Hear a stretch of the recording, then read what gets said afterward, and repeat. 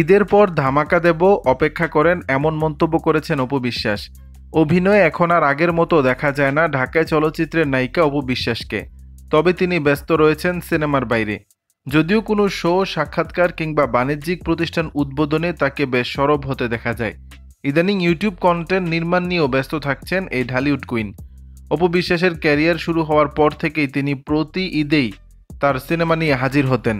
যদিও মা হওয়ার পর ঈদের কোনো চলচ্চিত্রে দেখা যায়নি তাকে, এমনকি এবার ঈদেও থাকছেন না। অপু বিশ্বাসের ক্যারিয়ার শুরু হওয়ার পর থেকেই প্রতি ঈদেই মিলত এই চিত্রনায়িকার ছবি।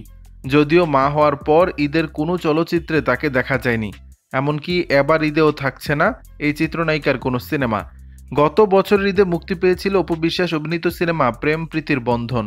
সে বছর ওটিটিতে মুক্তি পায় ওয়েব ছবিটি ছায়াবাজি, যেখানে প্রথমবারের মতো ওটিটি জগতে পা রাখেন এই অভিনেত্রী। যদিও এবারের ঈদে কোনো কাজ থাকছে না অপুর, কিন্তু ঈদের পরে ওটিটিতে ফিরতে পারেন এমনটি আভাস দিয়েছেন অভিনেত্রী।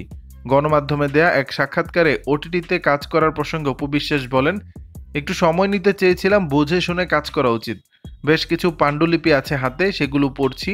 কুরবানির ঈদের পরে একটা ধামাকা নিউজ দেব, সে পর্যন্ত অপেক্ষা করেন।